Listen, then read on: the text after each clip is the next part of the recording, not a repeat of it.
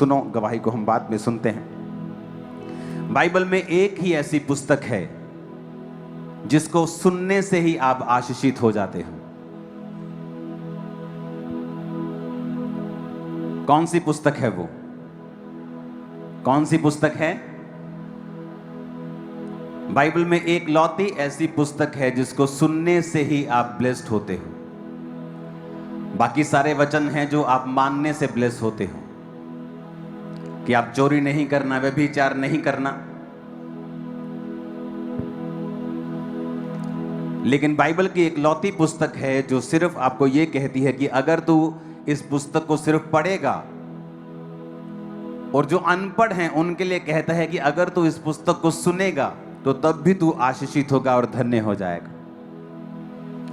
तो मैं तो आपको ये बताता हूं कि ये एक हथियार है हमारे लिए कि अगर आपको अपनी लाइफ में डाउन फील होता है या आपको लगता है कि आशीष आपकी लाइफ का हिस्सा नहीं है, और आप प्रकाशित वाक्य पढ़ें तो वचन ये कहता है, प्रकाशित वाक्य 1 अध्याय उसका 3 में लिखा है, धन्य है वो जो इस भविष्यवाणी के वचन को पढ़ता है और वो जो सुनता है और इसमें लिखी हुई बातों को मानता है, क्योंकि समय निकट है।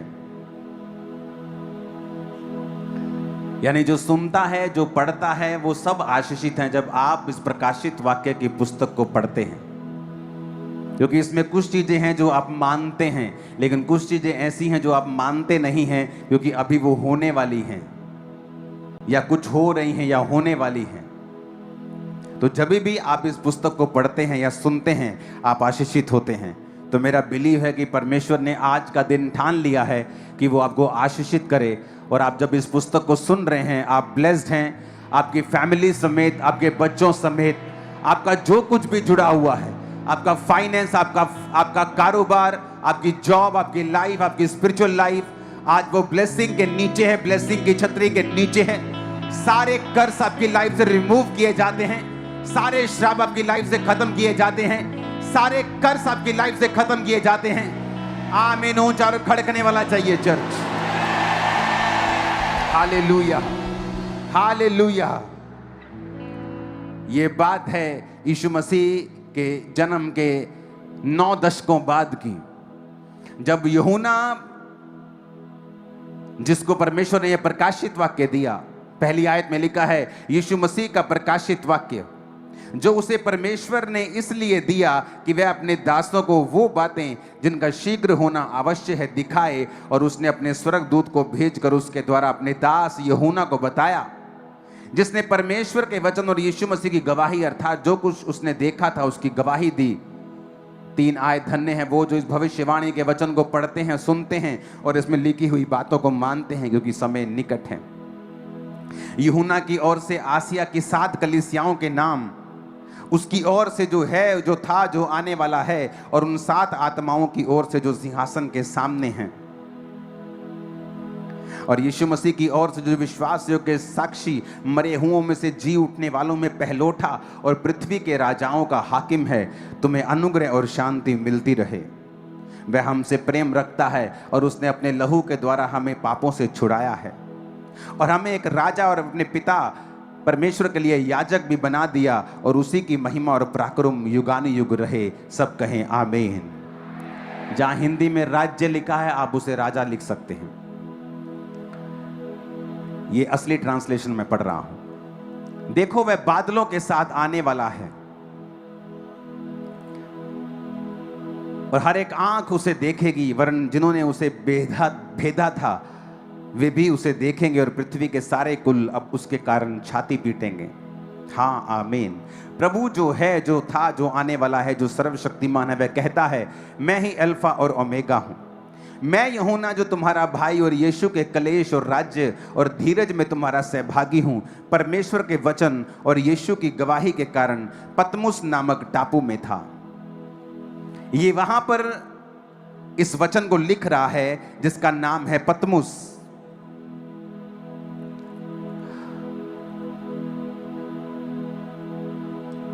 और ये पतमुस नामक जो टापू है, ये 50 मील यानी 80 किलोमीटर के दूर है, जहां ये यूहन्ना रहता था।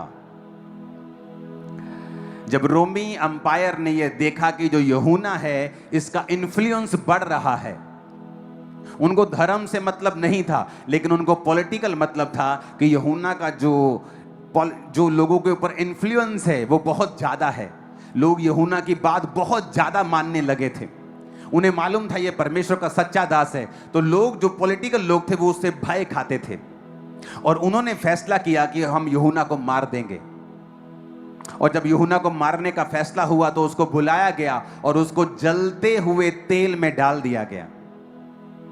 और हिस्ट्री बताती है कि यूहन्ना जलते हुए तेल से बाहर आया और उसके शरीर पर एक भी खरोंच का निशान नहीं था। और ये देखकर वो डर गए और उन्होंने 95 एडी में, आपको मालूम है जो 7 कलीसियां जिसका जिक्र प्रकाशित वाक्य में है, वो 7 कलीसियां तुर्की में मौजूद हैं आज। शायद आपको ये बात बड़ी हैरान होगी मिलने में कि वो इज़राइल में नहीं है, वो तुर्की में है। जिन 7 कलीसियाओं का नाम इस प्रकाशित वाक्य में है और वो आज भी जगहें वहां मौजूद हैं, वहां चर्चेस बनी हुई हैं। तो उन्हीं 7 कलीसियाओं में एक का पास्टर था यूहन्ना, जिसको प्रकाशित वाक्य मिला। और जब वो वहां पर इफिसुस में प्रचार कर रहा था और लोग उसकी फॉलो करने लगे थे और हजारों लोग उसको फॉलो करने लगे थे, क्योंकि वो परमेश्वर का चेला था और उसके द्वारा परमेश्वर ने मिरेकल्स किए थे और वो परमेश्वर के सुसमाचार को और उसकी गवाही को बताता था कि वो जी उठा है। तो इससे भय खाकर रोमी अंपायर ने, उससे राजा ने भय खाया और 95 एडी में उसको बुलाया और जलते तेल में डाला। और वो जब नहीं मरा तो उससे वो डर गए और उसे पतमुस नामक टापू के ऊपर छोड़ दिया गया। ये पतमुस नामक टापू आज के देश, जो आज जहां पे है, उस देश का नाम है ग्रीस। और ये ग्रीस पे पतमुस नामक टापू, जो इसकी जगह इफिसुस, जहां ये पास्टर था यूहन्ना, इसको जब छोड़ा गया वहां से, ये 80 किलोमीटर दूर एक ऐसे आइलैंड पे छोड़ दिया गया जहां आज लोग छुट्टियां मनाने के लिए जाते हैं। उन आइलैंड्स के ऊपर, उन दिनों में वो आइलैंड छुट्टियां मनाने के लिए नहीं होते थे, क्योंकि उन जगहों के ऊपर कोई ज्यादा फसल नहीं होती थी। जस्ट वो आइलैंड होते थे, पथरीले आइलैंड, या वहां सिर्फ पेड़, जंगली पेड़ होते थे। बस एक समुद्र के बीच में एक छोटा सा हिस्सा होता था और वहां उसलिए लोगों को छोड़ दिया जाता था कि वो लोग वहां जाएं और वो भूख से मर जाएं। कुछ लोगों को जिनको ये मार नहीं सकते थे या मार नहीं पाते थे, पॉलिटिकली या मार नहीं पाते थे, विरोध के कारण या मार नहीं पाते थे, या यूहन्ना के कारण जो तेल से बाहर आ गया था मार नहीं पाते थे, तो उनको ये पतमुस नामक टापू के ऊपर छोड़ दिया करते थे। तो जब पतमुस नामक टापू पे जब सब प्रिजनर्स को, जब जेल में रखने वाले जो कैदी होते थे, उनको छोड़ देते थे वहां पे, तो उनको जो पूरा टापू था, उनको टापू में एक जगह बांध के नहीं रखते थे, क्योंकि वो टापू बहुत बड़े नहीं होते थे। तो उन टापुओं के ऊपर वो लोग उनको छोड़ देते थे और वो जो कैदी थे सारा टापू घूम सकते थे। लेकिन उस टापू के ऊपर, जिस तरह कैदियों को जेल में सरकार द्वारा खाना दिया जाता है, वहां पर उनको खाना नहीं दिया जाता था।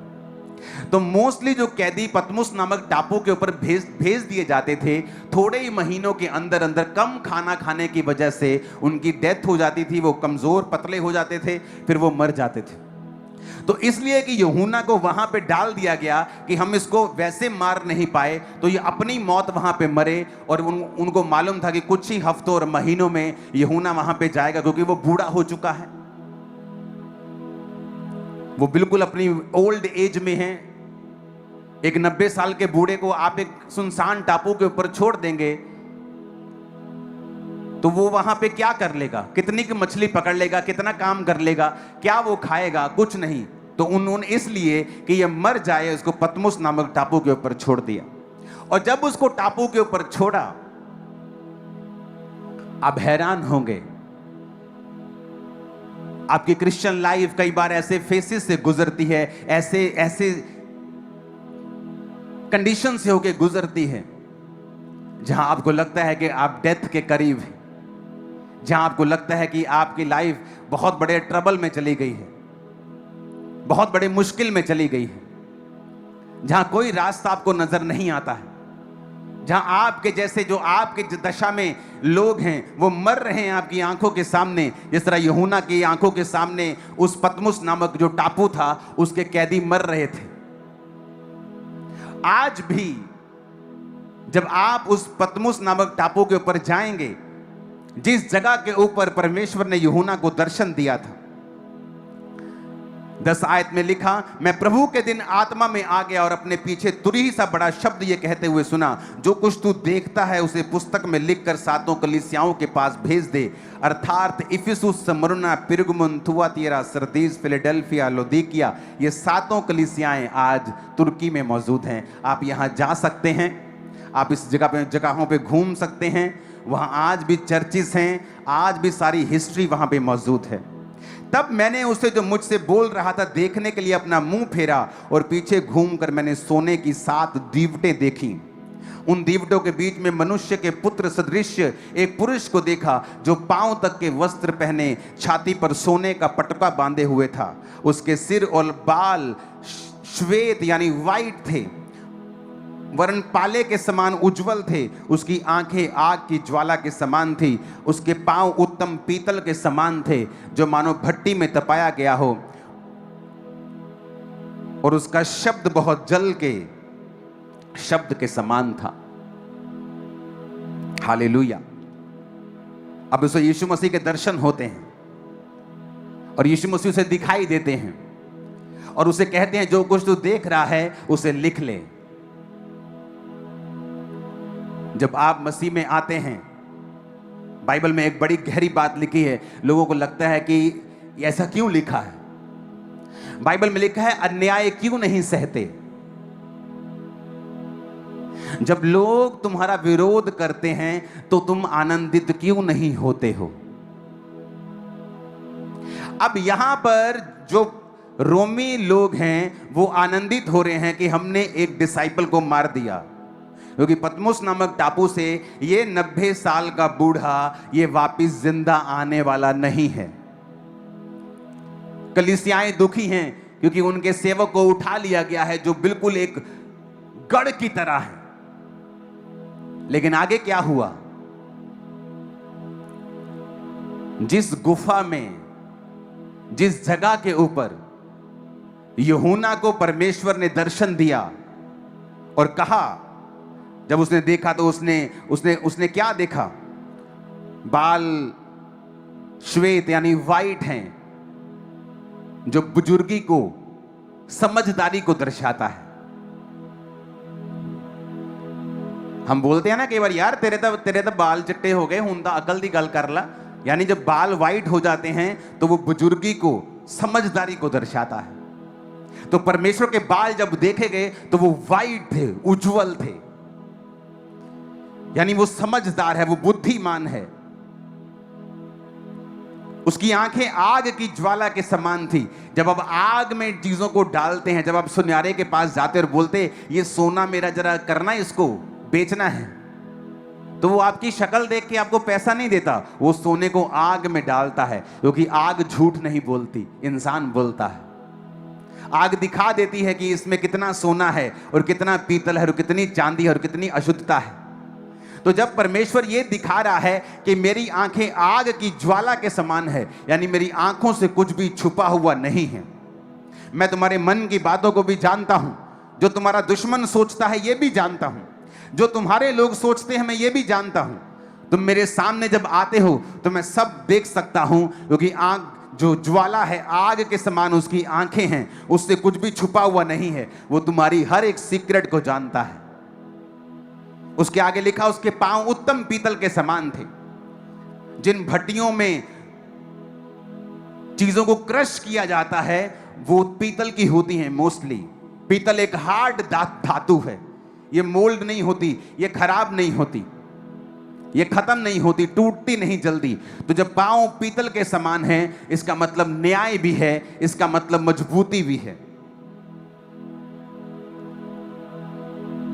और जब ऐसा दर्शन यूहन्ना पा रहा था, जिस जगह यूहन्ना ने दर्शन पाया, उस गुफा की पिक्चर है मेरे पास, वो दिखाना जरा। इस जगह क्या आप दिखा सकते हैं सब तरफ? इस जगह यूहन्ना ने परमेश्वर के प्रकाशित वाक्यों को पाया था। यह पतमुस नामक टापू आज भी है, और जिस जगह उसने परमेश्वर के दर्शन को पाया था, वो जगह आज भी वहां मौजूद है, और दुनिया भर के सैलानी वहां जाते हैं हर साल। ये ग्रीस में आज भी मौजूद है। अब यहां पर इस जगह के ऊपर परमेश्वर उसे दर्शन दे रहा है, और उसे वो दे रहा है जो आज तक हिस्ट्री में कभी किसी को नहीं मिला था, जो आज तक जब से धरती बनाई गई थी वो बातें किसी मनुष्य को नहीं बोली गई थी, जो यूहन्ना को इस जगह के ऊपर बताई गई।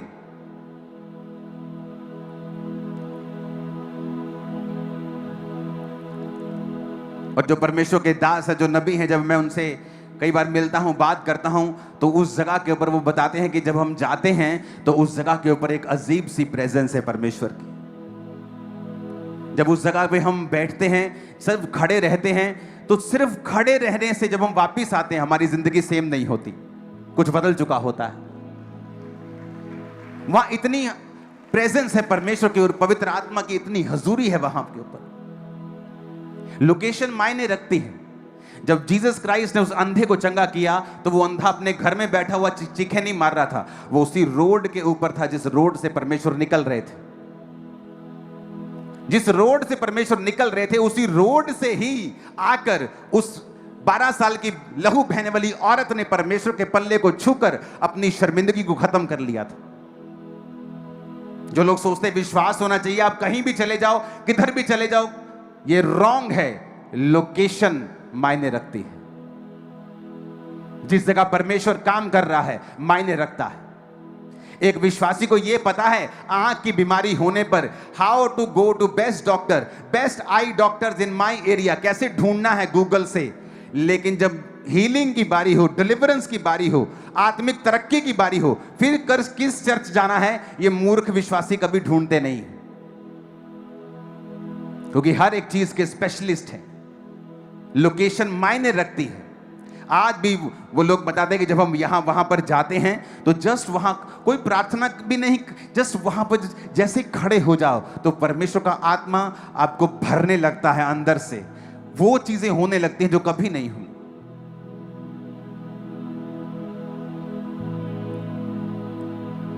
और जब यहां पर परमेश्वर का प्रकाशित वाक्य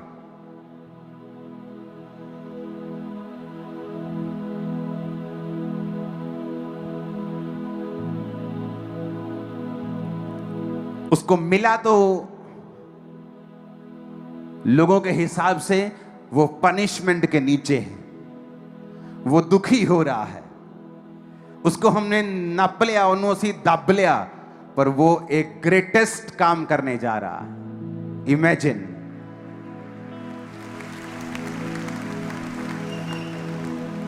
शैतान के हिसाब से इसे खत्म कर दिया गया है। परमेश्वर कहता नहीं, इस दुनिया का मालिक मैं हूं, इस वर्ल्ड का मालिक मैं हूं, कुछ भी मेरी मर्जी के बिना नहीं होता है।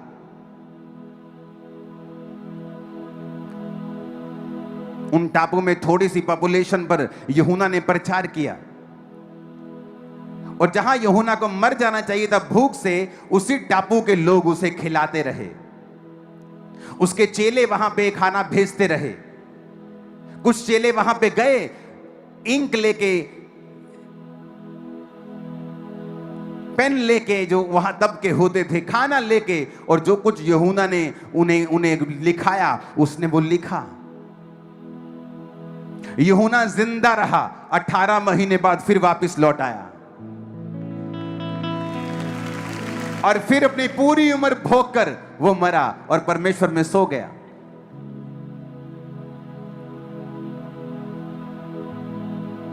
जब परमेश्वर काम करने में आता है वो राजाओं को भी फेल कर देता है। वो ये दिखाता है कि मैं राजाओं का राजा हूं। ये हुकूमतें जो चला रहे हैं, मैं इनके ऊपर हूं जो हुकूमत चला रहा हूं।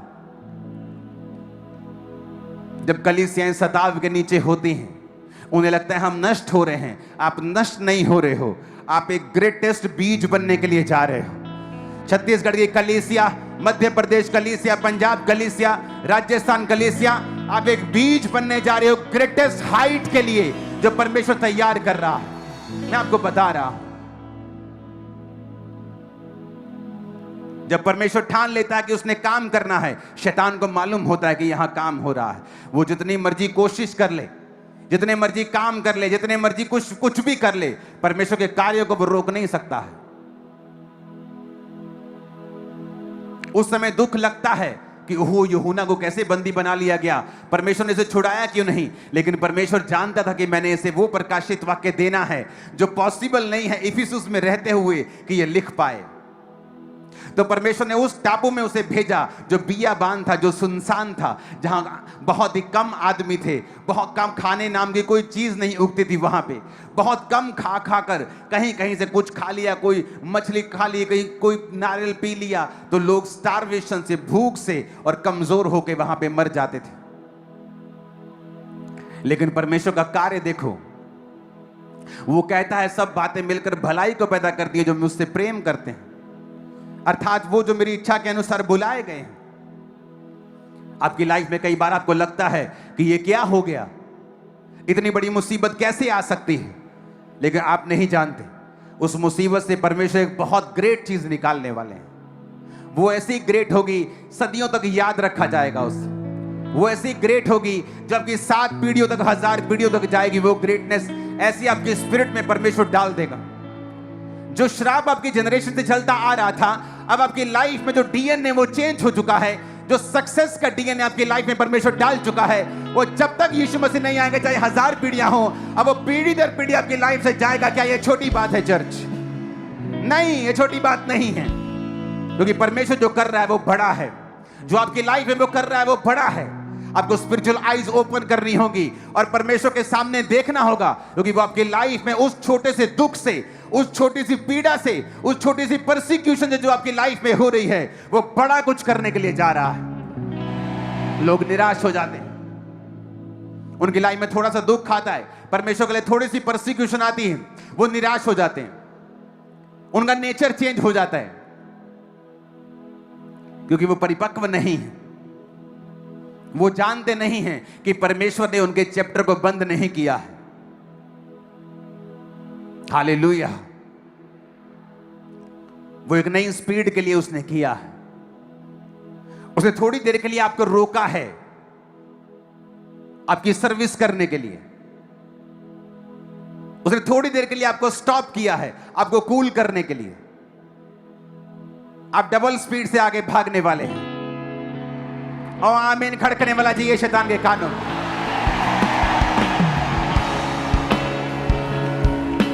हालेलुया। ऊंची आवाज में कहो हालेलुया। फिर से कहो हालेलुया। ऊंची आवाज में कहो हालेलुया। चिल्लाओ हालेलुया, हालेलुया, हालेलुया। अपने जीवन के सब शताबों के लिए बोलो थैंक यू जीसस। सब दुखों के लिए बोलो थैंक यू जीसस। सबसे परीक्षाओं के लिए बोलो थैंक यू जीसस। जो खुदाबंद बड़ा कर रहा है मेरे जीवन में, थैंक यू जीसस। ऊंची आवाज में कहो मैं आगे बढ़ रहा हूं, मैं आगे बढ़ रही हूं। ये शैतान मुझे रोक ना पाएगा, ये सताव मुझे रोक ना पाएगा। Thank you Jesus. ऊंची आवाज में कहो हालेलुया। फिर से कहो हालेलुया, हालेलुया। आमीन, आमीन। जब आपको लगता आपका चैप्टर बंद हो गया, एक नया चैप्टर खुलने के लिए जा रहा है। यह भविष्यवाणी आपके लिए, आपके परिवार के लिए, आपके कैरियर के लिए है। एक नया चैप्टर आपकी लाइफ में खुलने जा रहा है, जो आपकी लाइफ का मोस्ट ब्यूटीफुल चैप्टर होगा। ओ आमीन खड़कने वाले साथ चाहिए ऊंची आवाज के। आमीन, आमीन, आमीन, आमीन, आमीन, आमीन, आमीन। हालेलुया।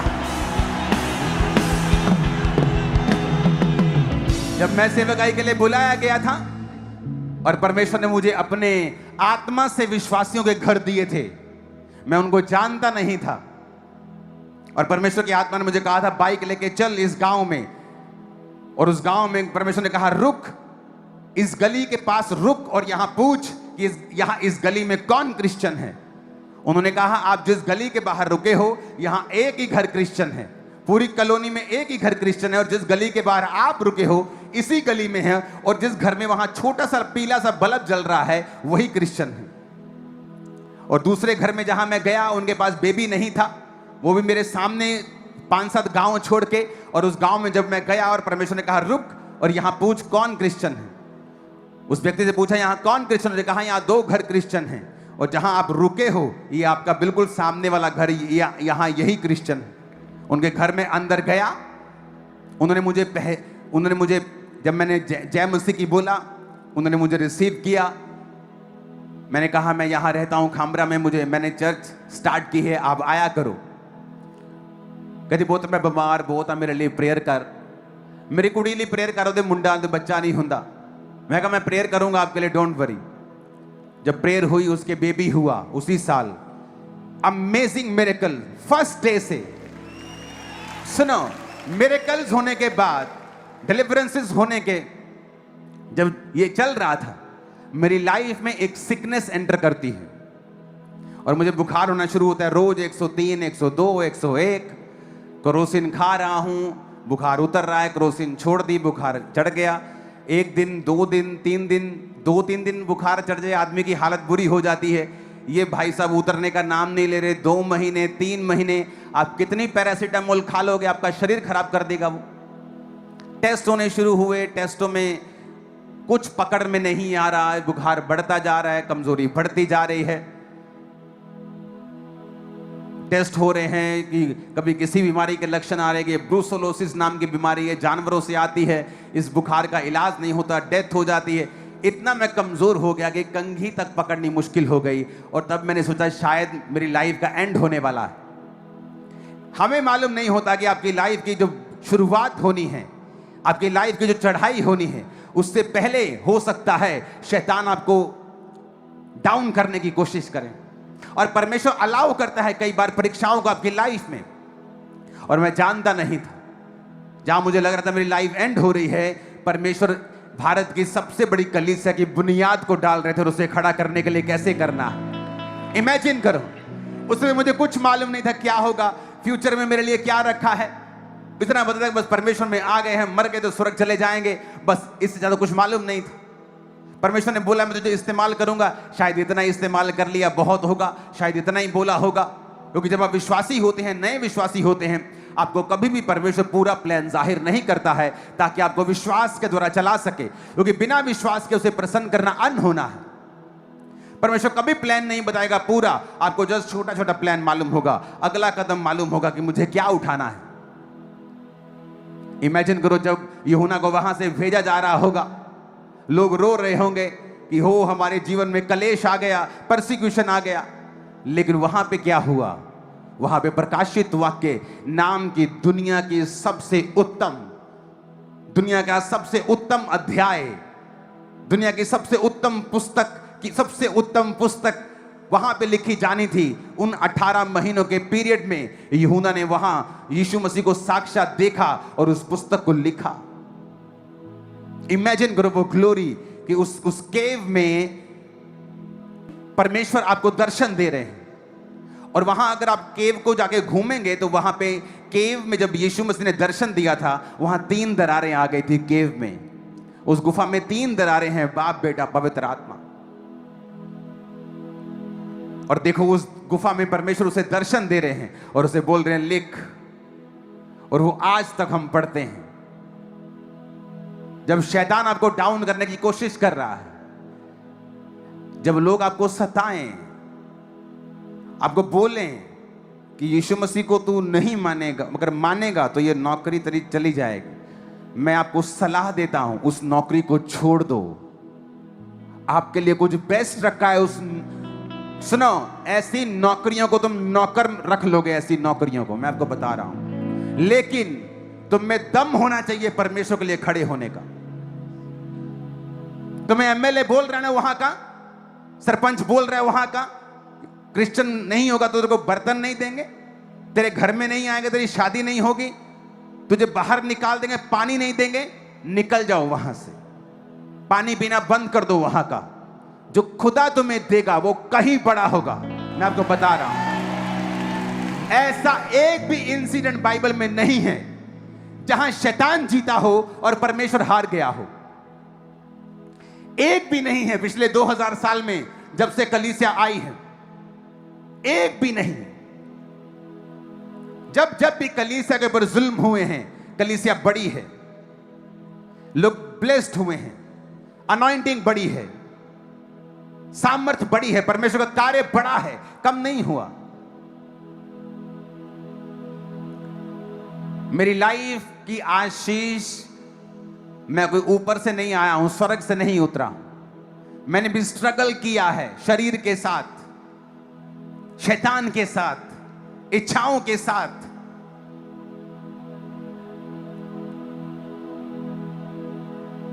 लेकिन मैंने क्या नोटिस किया है कि मैं परमेश्वर के लिए खड़ा रहा हूं।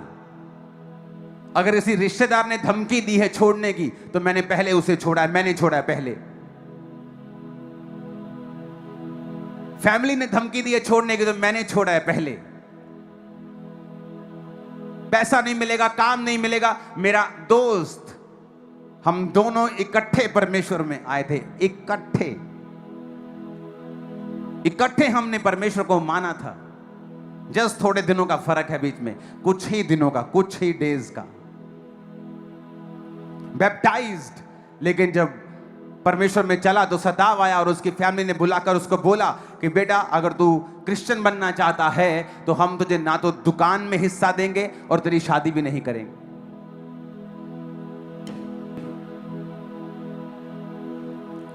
उसकी शादी हो गई 20 साल पहले, आज से 18 साल पहले। उसका सब कुछ जा चुका है आज। वो मां, वो बाप, कोविड के दौरान कोई चला गया, कोई बीमारी के दौरान चला गया, जवान भाई चला गया, अकेला रह के।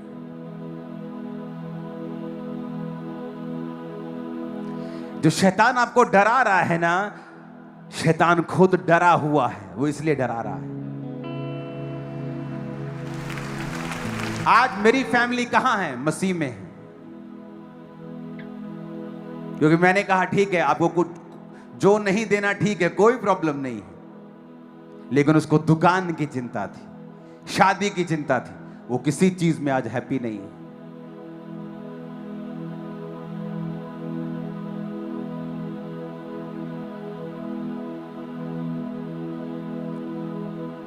आपको लोग डराते हैं तो डराने दो उनको, उनके सताव को सहो, आनंदित रहो। तुम्हारा बाप कुछ ब्यूटीफुल लिख रहा है तुम्हारे लिए, कुछ जबरदस्त तुम्हारी लाइफ में होगा। समय दो परमेश्वर को। यहां तो इतने मूर्ख लोग हैं, 4 परसिक्यूशन आए, बपतिस्मा नहीं लेते, बोलते कल को शादियां कहां करेंगे। अरे तुम इतने तो मूर्ख हो। जो परमेश्वर कैंसर हील कर सकता है, जो मुर्दे जिंदा कर सकता है, तुम्हारी शादियां नहीं कर सकता क्या? यह अविश्वास इजराइलियों ने दिखाया था और उन्होंने कहा था हम वहां पे जाके हमने कोई बच्चे मरवाने हैं अपने। परमेश्वर ने कहा अब तुम वहां पे नहीं जाओगे, तुम्हारे बच्चे वहां जाएंगे। और उनमें से सिर्फ 2 लोग थे, उन लाखों लोगों में से, उस जनरेशन की, जो वहां पहुंचे जहां परमेश्वर उनको लेके जाना चाहता था। अविश्वास। डर लगता है रिश्तेदार से, डर लगता है समाज से, अविश्वास। और परमेश्वर जो ग्रेट है, जो बड़ा है, वो हमारे विश्वास से बियॉन्ड काम नहीं करता। वो अंधे को कहता है तेरे अंदर क्या विश्वास है कि मैं ये कर सकता हूं? हाँ प्रभु, मेरे अंदर विश्वास है। ठीक है, तेरे विश्वास के अनुसार तेरे साथ हो। कई कई जगहों के ऊपर उनको विश्वास नहीं था कि यीशु मसीह मेरे जीवन में ये प्रॉब्लम हल कर सकता है, क्योंकि यीशु मसीह उनका दोस्त था, क्योंकि वो उन्हीं में पला और बड़ा था। उनको विश्वास नहीं था। जहां विश्वास नहीं था तो बाइबल कहती परमेश्वर यीशु मसीह वहां बहुत सामर्थ्य के काम ना कर सका। सिर्फ कुछ बीमारों पर हाथ रख के उन्हें चंगा करके वो वहां से चला गया।